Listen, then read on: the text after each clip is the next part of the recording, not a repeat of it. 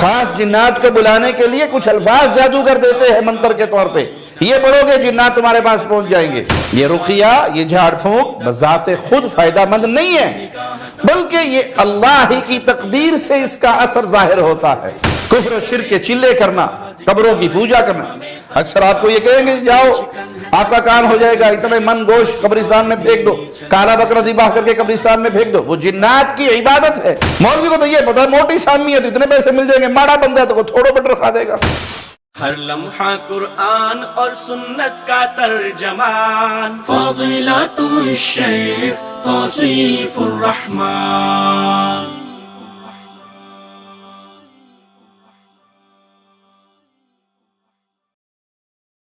السلام علیکم ورحمۃ اللہ وبرکاتہ۔ ان الحمد للہ نحمده ونصلی علی رسولہ الکریم، اما بعد۔ انسان بیمار ہو جاتا ہے تو علاج کے لیے جہاں وہ میڈیسن استعمال کرتا ہے، حکیم اور طبیب کے پاس جاتا ہے، وہیں وہ دم جھاڑا بھی کرواتا ہے۔ اور یہ دم جھاڑا، اس کی تاریخ بڑی پرانی ہے۔ یہ دو قسم کا ہے، ایک جائز اور ایک ناجائز۔ جو شرک سے خالی ہو، جس میں غیر اللہ کو پکارا نہ جائے، غیر اللہ سے مدد نہ مانگی جائے، ملائکہ سے، انبیاء سے، صالحین سے، یا بعض لوگ جنات سے، ان کو پکارتے ہیں، ان کا نام لے کے دم جھاڑا کرتے ہیں۔ اگر شرک سے خالی ہے، قرآن پڑھا ہے، قرآن پڑھ کے دم کیا ہے، یا اللہ کے ناموں کے ذریعے اللہ کو پکارا ہے، اللہ سے مدد مانگی ہے،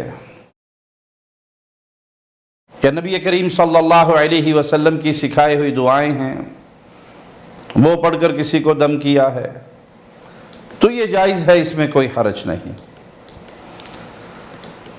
پیارے نبی صلی اللہ علیہ وسلم کا فرمان صحیح مسلم میں سیدنا عوف بن مالک سے روایت ہے، وہ کہتے ہیں ہم جاہلیت میں دم جھاڑا کیا کرتے تھے، تو ہم نے عرض کیا اللہ کے نبی صلی اللہ علیہ وسلم، اس رقیے کے بارے میں آپ کیا فرماتے ہیں جو ہم اسلام سے پہلے دور جاہلیت میں کیا کرتے تھے؟ تو آپ علیہ السلام نے فرمایا اعرضوا علی رقاکم لا بأس بالرقا ما لم تکن شرکا۔ اپنی جھاڑ بھوک مجھے سناؤ، وہ کیا تھے، کیا الفاظ تھے، کیا کہا کرتے تھے، وہ مجھ پر پیش کرو۔ ایسی جھاڑ پھونک میں، ایسے دم میں، دم جھاڑے میں کوئی حرج نہیں، ما لم تکن شرکا، جب تک اس میں شرک نہ ہو۔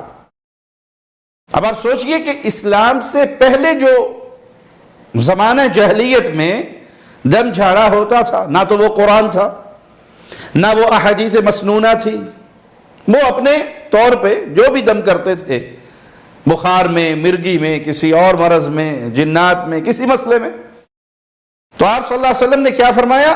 مجھے وہ سناؤ، مجھ پر وہ پیش کرو۔ اگر تو اس میں شرک ہے، اگر تو جنات کو پکارا گیا ہے، بتوں سے، مردوں سے مدد مانگی گئی ہے، غیر اللہ سے مدد مانگی گئی ہے، پھر تو وہ جائز نہیں۔ تو اگر اس میں شرک نہ ہو پھر وہ جائز ہے، پھر اس میں کوئی اختلاف نہیں۔ تو اگر زمانہ جاہلیت کا دم جھاڑا ہو شرک سے خالی، وہ جائز ہے۔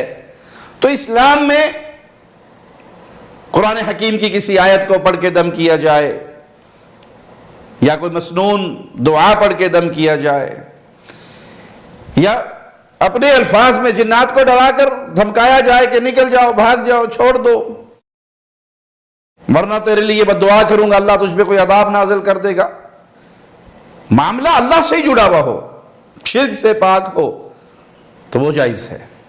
بعض لوگ اس مسئلے میں بڑی شدت کرتے ہیں، جی آپ جو یہ فلاں آیت کا تکرار کر رہے ہیں اور اس کو اتنی بار پڑھ رہے ہیں، تو اس کی دلیل کیا ہے؟ بھائی دلیل صحیح مسلم کی یہ روایت ہے، لا بأس بالرقا ما لم تکن شرکا، اگر شرک نہیں ہے تو وہ رقیہ درست ہے.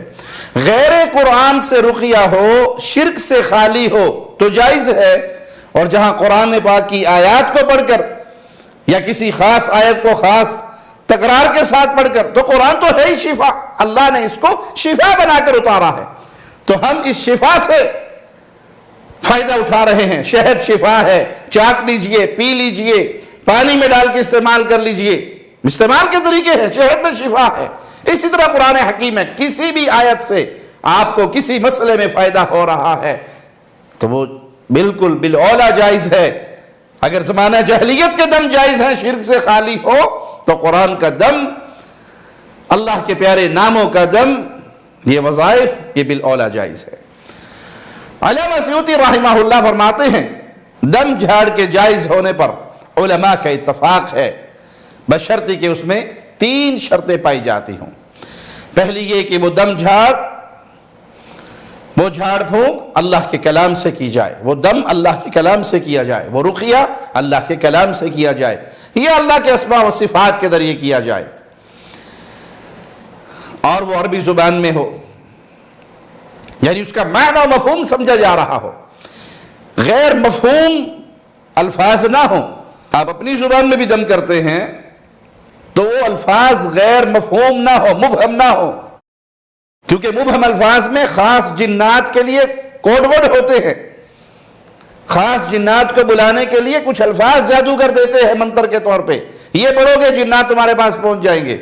وہ جنات سے مدد لینے کے لیے کوئی منتر نہ ہو، بلکہ صاف واضح الفاظ میں، مفہوم انداز میں آپ سمجھ رہے ہیں اس کو کہ اللہ کو پکارا جا رہا ہے یا اللہ کے نام سے اس جن شیطان کو ڈرایا جا رہا ہے، تو اس میں کوئی حرج نہیں.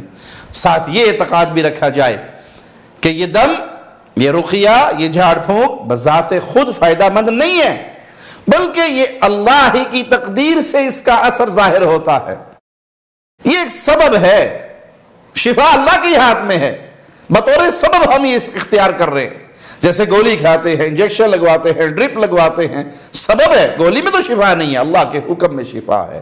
اسی طرح ہم یہ دم کر رہے ہیں، اس میں شفا نہیں، بلکہ شفا اللہ کے حکم میں ہے، اللہ سے مدد مانگی جا رہی ہے اس کے ذریعے، اور اللہ اپنی رحمت سے اس کو شفا عطا فرما دے. اور اس دم جھاڑے کی کیفیت کیا ہے کہ آپ پڑھ کر مریض پہ پھونک مار دیں یا پانی پہ دم کریں. اکثر لوگ سوال کرتے ہیں جی کھانے پینے کی چیزوں پر تو پھونک مارنے سے منع کیا گیا. وہ ہے کہ گرم کھانا ہو، آپ اس کو ٹھنڈا کر کے کھا رہے ہیں اور ٹھنڈا کرنے کے لیے پھونکے مار رہے ہیں، تو اسلام نے اس سے منع کیا ہے. لیکن نفذ کرنا، ایسی پھونک جس میں تھوک کے تھوڑے سے ذرات ہو، قرآن پڑھ کے نفذ کرنا مریض پر، پانی پر، زیتون کے تیل پر، کلونجی کے دانوں پر، شہد پر، کسی بھی چیز پر، اور وہ مریض کو استعمال کروانا، اس میں کوئی حرج نہیں. دم جھاڑے کی دوسری کیفیت غیر شرعی ہے، یعنی اس کے اندر شرک کی آمیزش ہو. اس سے مراد غیر اللہ سے مدد مانگی جا رہی ہو، غیر اللہ سے دعا کی جا رہی ہو، اس سے فریاد کی جا رہی ہو، اس سے پناہ مانگی جا رہی ہو. جیسے جنات کے ناموں کو یا فرشتوں کو یا انبیاء کو، صالحین کو، ان کو پکارا جائے اور ان کے نام سے پکار بلند ہو اور ان سے مدد مانگی جائے. بعض جادوگر جنات کو پکارتے ہیں یا وہ غیر اللہ کو پکارتے ہیں، فوج شدگان کو پکارتے ہیں، تو یہ غیر اللہ کو پکارنا شرک اکبر ہے. الدعاء هو العبادہ، پکارنا تو عبادت ہے. اللہ کو پکارو گے تو اللہ کی عبادت، غیر اللہ کو پکارو گے تو غیر اللہ کی عبادت. یا وہ دم جھاڑا جو واضح زبان میں نہ ہو، اس کے معنی اور مفہوم کو آپ نہیں سمجھ رہے، مبہم الفاظ ہے، منہ کے اندر ہی بڑ بڑ کر رہا ہے، پتہ نہیں کیا کہہ رہا ہے، اونچی آواز میں بھی بول رہا ہے، تو وہ آپ سمجھتے نہیں ہیں اس زبان کو، تو یہ جادوگر ہے. یہ کسی اور کو پکار رہا ہے، یہ کسی اور سے مدد مانگ رہا ہے، یہ جنات کا پجاری ہے. کہنے کو یہ کہتا ہے میرے پاس موکل ہے، میں نے موکل قابو کیے ہوئے ہیں، یہ ان کے قابو چھوڑا ہوا ہے کہ یہ ان کو پکارتا ہے. جنات اہل شرک کی مدد کب کرتے ہیں؟ جب وہ شرک کریں. یہ تو دو ٹوک فیصلہ ہے. شرک کریں گے تو جنات آپ کے ساتھ ہوں گے. یہ مزاروں پہ بیٹھے ہوئے ملنگ، یہ بابے، یہ تعویذ فروش، یہ کفر اور شرک کر کے شیطان کی مدد لیتے ہیں. शैतान की मदद लेना, कुफ्र और शिर्क के चिल्ले करना, कब्रों की पूजा करना। अक्सर आपको ये कहेंगे जाओ आपका काम हो जाएगा, इतने मन गोश कब्रिस्तान में फेंक दो, काला बकरा ज़िबाह करके कब्रिस्तान में फेंक दो। वो जिन्नात की इबादत है, वो जिन्नात के नाम पे ज़िबाह किया जाता है, उनकी खिदमत की जाती है, तब वो इसकी मदद करते हैं। ये तमाम गैर शरई काम है। जहां शिर्क या कलिमात शामिल हों तो ऐसा झाड़ फूंक भी जायज नहीं है। आपके पास सोना है, आपके पास हीरे जवाहरात हैं कुरान हकीम की सूरत में, मुस्तफ़ा अलैहिस्सलाम की सिखाई हुई दुआओं की सूरत में, अल्लाह के प्यारे नामों की सूरत में, तो इसके जरिए इलाज कीजिए, इसके जरिए दम कीजिए। सूरत फातिहा खजाना है। कैसा भी मर्द हो, कैसा भी मर्द हो, सूरत फातिहा पढ़ के दम करे, अल्लाह की रहमत से अल्लाह आपको शिफा दे देगा। इसका नाम ही शिफा है। मेरे एक भाई के दोस्त अमेरिका में थे, मुझे उनका मैसेज आया कि अस्पताल में दाखिल हूं, कैंसर आखिरी स्टेज पर है। तो मैंने कहा यकीन कीजिए कि सूरत फातिहा शिफा है। अल्लाह के नबी सल्लल्लाहु अलैहि वसल्लम ने इसको शिफा करार दिया है, इसको रुक़िया करार दिया है। कीमती तरीन सूरत है, बड़ी अजीम सूरत है। आप बिस्तर पर हो, हॉस्पिटल में हो, कामकाज तो है नहीं, मोबाइल ऑफ कर दो और मुस्तकिल इसको अपना वजीफा बना लो। मुझे याद है जो मैंने अल्फाज कहे कि खाना पीना, नमाज पढ़ना, हमाम में जाना और सोना, इसके अलावा आपका कोई काम ना हो सिवाय फातिहा पढ़ने के। और मैं भूलता हूं कि कितने दिन गुजरे होंगे, 1 महीने से भी कम वक्त गुजरा होगा, जहां तक मुझे याद पड़ता है। उस भाई का फिर फोन आया कि अल्लाह ने मुझे शिफा दे दी है, मेरे सारे जरासीम खत्म हो गए हैं। तो भाई यकीन के साथ कुरान पढ़िए, यकीन के साथ अल्लाह से मांगिए, यकीन के साथ अल्लाह की तरफ दिल लगाकर झुकिए और अल्लाह के दर का सवाली बनिए। इस कुरान को पढ़कर अपने ऊपर दम करें, अपने बच्चों पे दम करें, अपनी बीवियों पे दम करें, अल्लाह शिफा देगा। लोगों के दर के मोहताज ना बने, खुद अपना रिश्ता अपने अल्लाह से जोड़े।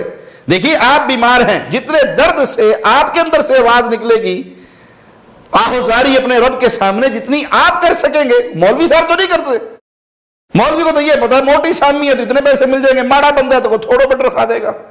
लेकिन आप खुद बीमार हैं, आपकी जोजा बीमार है, आपका बच्चा बीमार है, उसका जो गम दुख आपके दिल में है, किसी और के दिल में नहीं।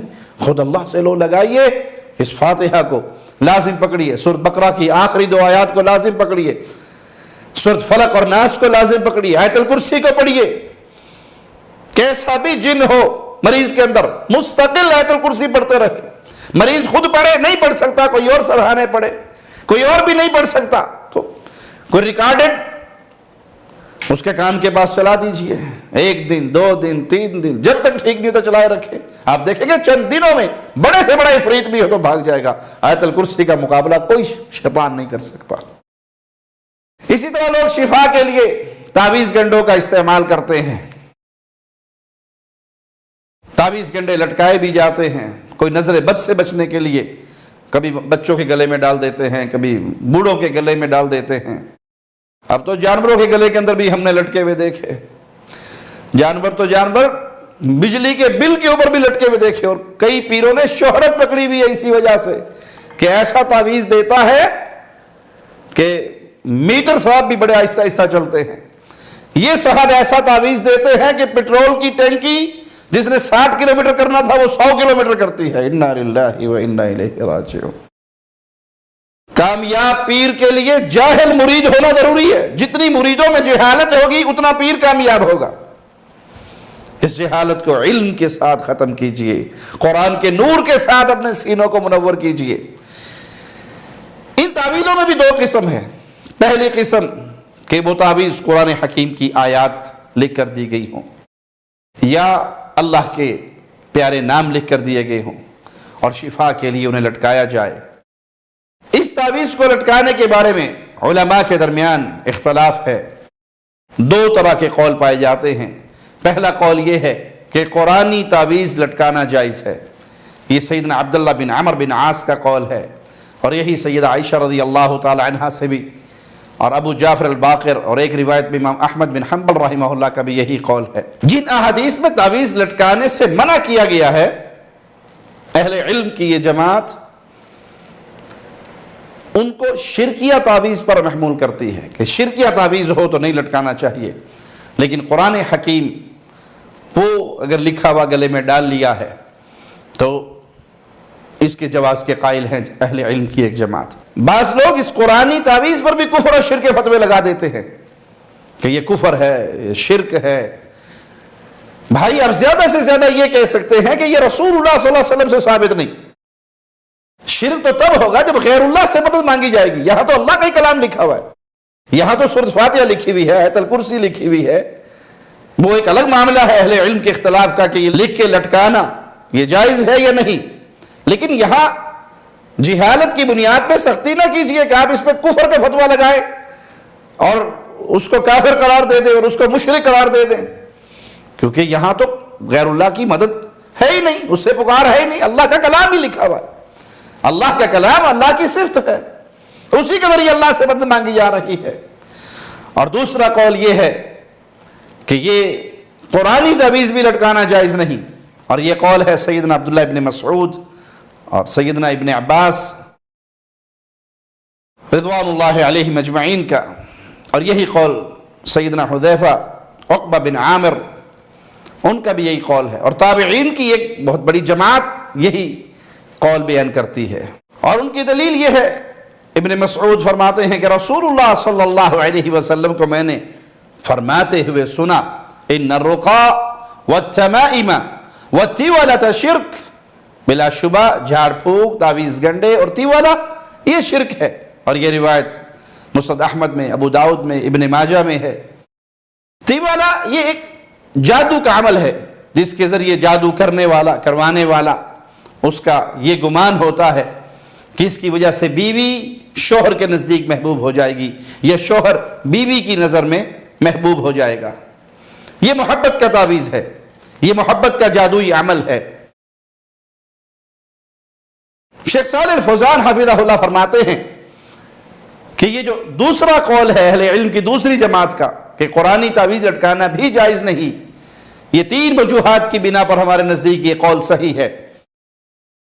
اس کی پہلی وجہ کہ تعویذات لٹکانے سے عمومی طور پر منع کیا گیا ہے، اور اس عموم کو خاص کرنے والی کوئی دلیل موجود نہیں۔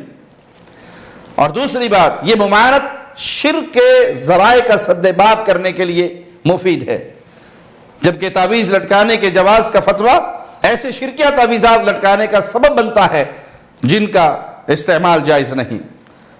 تیسری بات، جب قرآنی آیتوں کو تعویذ بنا کر لٹکایا جائے تو لٹکانے والا ضرور اس کی بے حرمتی کا ارتکاب کرتا ہے، شعوری یا لاشعوری طور پر، کیونکہ وہ تعویذ پہنا ہوا ہے اور قضاء حاجت کے لیے جاتا ہے، استنجے کے لیے جاتا ہے تو یہ اس کے ساتھ ہوتا ہے، جنبی حالت میں ہے تب بھی اس کے جسم کے ساتھ بندھا ہوا ہے، تو اس میں قرآن پاک کی آیات کی توہین کا ایک پہلو نکلتا ہے۔ اہل علم کی دونوں جماعتوں کی اقوال آپ کے سامنے رکھے، لیکن یہاں پر قرآنی تعویذ پر کفر اور شرک کا فتوے لگانے والوں کو رکنا چاہیے۔ جائز ناجائز، افضل کیا ہے، بہتر کیا ہے، یہ ایک الگ معاملہ ہے، لیکن آپ ہر اس شخص کو کافر قرار دے دیں اور مشرک قرار دے دیں جس نے سورۃ فاتحہ لکھ کر دے دی ہے یا آیت الکرسی لکھ کر دے دی ہے، تو یہ فتویٰ درست نہیں ہے۔ تعویذات میں دوسری قسم ان تعویذوں کی ہے جو قرآن حکیم کے علاوہ دوسری چیزوں کے ہیں، کوئی منکے، کوئی سیپییں، کوئی گھونگے، کوئی دھاگے، کوئی جوتیاں، کوئی کالے کپڑے، کوئی ہاتھوں کے اندر کڑے، کوئی جنات کے نام کے، کوئی پیروں کے مزارات میں سے خاص بیماریوں کے لیے، یہ سراسر حرام اور شرک ہے، کیونکہ آپ مدد کس سے مانگ رہے ہیں؟ دھات سے، پیتل سے، فیروزہ پتھر سے، کسی کڑے اور چھلے سے، کسی کالے دھاگے سے، کسی کالے کپڑے سے۔ آپ نے اللہ سے نہیں مانگی، نہ قرآن حکیم کے ذریعے مدد مانگی، نہ اللہ کے پیارے اسماء کے ذریعے، بلکہ آپ نے اپنا رشتہ جوڑا ہے تو وہ غیر اللہ کے ساتھ جوڑا ہے۔ اور پیارے نبی صلی اللہ علیہ وسلم کا فرمان ہے، جامع ترمذی میں موجود ہے یہ روایت، من تعلق شیئا وکل الیہ، جس نے کوئی چیز لٹکائی وہ اسی کے حوالے کر دیا گیا، اسی کے سپرد کر دیا گیا، یعنی اللہ اس کو اس کے حوالے کر دیتا ہے جس سے اس نے اپنا تعلق جوڑا ہے۔ لہذا جو شخص اللہ سے لو لگاتا ہے اور اللہ پر بھروسہ کرتا ہے، اللہ سے امیدیں لگاتا ہے، توکل کرنے والا بن جاتا ہے، تو اللہ اس کے معاملات کو آسان فرما دیتا ہے اور خود اس کے لیے کافی ہو جاتا ہے، ہر مشکل کو، ہر دور کو اس کے لیے آسان کر دیتا ہے۔ اور جو اللہ کو چھوڑ کر اپنا رشتہ مخلوقات سے جوڑتا ہے، تعویذ گنڈوں سے جوڑتا ہے، مزارات اور قبروں سے اپنا سہارا لیتا ہے اور ان سے اپنا تعلق جوڑتا ہے، پھر اللہ انہیں اسی کے سپرد کر دیتا ہے۔ اور سب سے بڑا نقصان یہ ہوتا ہے کہ انسان اپنا عقیدہ برباد کر بیٹھتا ہے، انسان کا اللہ کے ساتھ تعلق ٹوٹ جاتا ہے اور اللہ اس کا ساتھ چھوڑ دیتا ہے۔ اس لیے مسلمان پر، اہل اسلام، اہل ایمان پر واجب ہے کہ وہ اپنے عقیدے کی حفاظت کرے، ایسی کسی چیز کے قریب نہ جائے جس سے اس کا عقیدہ فاسد ہو رہا ہو، عقیدے میں خلل پیدا ہو رہا ہو، ناجائز راستوں کو استعمال نہ کرے۔ یہ مزارات پہ بیٹھے ہوئے بابے، یہ تعویذ فروش، یہ شرکیہ تعویذ لے کر دینے والے، یہ شعبدہ باز ہے، یہ آپ کے عقیدے کو برباد کرتے ہیں اور عقیدہ برباد ہو جاتا ہے۔ عورتیں اعلان کرتی ہیں کہ بابے نے ہمیں بچہ دے دیا، بابے نے ہمیں شفا دے دی۔ جو بابا خود مر کر 4 کندھوں کا محتاج ہو کر قبر میں اترا تھا، اس مردے کے ساتھ رشتے جڑتے ہیں کہ یہ شفا دینے والا ہے، یہ بیماریوں کو ٹالنے والا ہے، حالانکہ بیماری ٹالنے والا اللہ ہے۔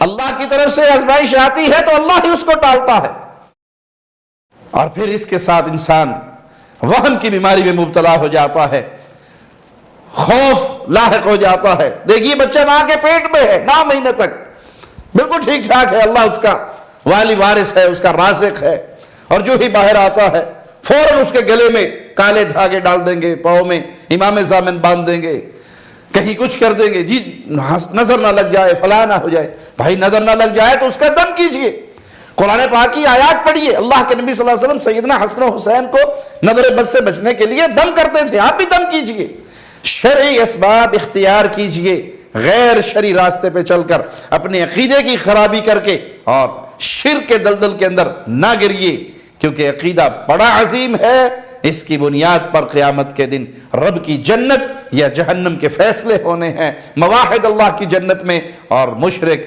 اللہ کی جہنم میں جلنے والا ہے۔ اللہ سے دعا ہے اللہ ہمیں دین حق پہ قائم رکھے، ہمارا تعلق اللہ سے جڑا رہے، ہم ہر معاملے میں شفا لینے کے لیے اللہ کی طرف رجوع کریں۔ ابن قیم رحمہ اللہ کا بڑا پیارا قول ہے کہ قرآن شفا ہے، اور جس کو قرآن سے شفا نہیں ملی پھر اسے کہیں بھی شفا نہیں ہے۔ تو اپنا تعلق قرآن سے جوڑیے، کسی قسم کی بیماری ہو، سورۃ فاتحہ شفا ہے، سورۃ فلق اور ناس شفا ہے، آیت الکرسی شفا ہے، کلام الہی شفا ہے، جہاں سے مرضی پڑھ لیں۔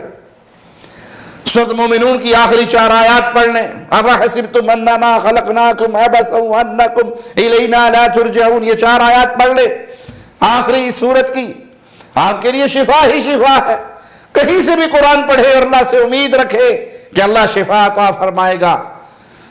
جادو کی بیماری میں مبتلا ہیں تو آیات سحر پڑھ لیجئے، حسد کی بیماری میں مبتلا ہیں، سمجھتے ہیں کوئی آپ سے حسد کر رہا ہے تو سورۃ فلق اور ناس بہت پیارا وظیفہ ہے، قرآن سے جڑیے، دعائیں اللہ سے کرتے رہیے۔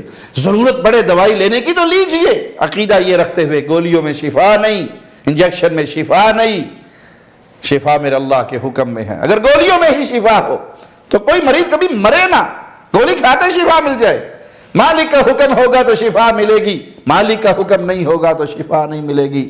اے اللہ اپنی رحمت سے ہمارے گناہوں کو معاف فرما کے ہمارے بیماروں کو شفا عطا فرما دے، ہمیں جب تک زندہ رکھے ایمان پہ رکھنا میرے مالک، اور جب تو ہمیں موت دے اس حال میں دینا تو ہم سے راضی ہو مولا، ہم تجھ سے راضی ہوں، تیرے دین کی آواز کو بلند کر رہے ہوں، لا الہ الا اللہ کی آوازیں کو پھیلا رہے ہوں، اور اسی حال میں شہادت کی موت پا کے تیری جنتوں کی طرح مسافر بن جائیں۔ اقول قولی ھذا واستغفر اللہ لی ولکم ولسائر المسلمین۔ ہر لمحہ قرآن اور سنت کا ترجمان، فضیلت الشیخ توصیف الرحمان۔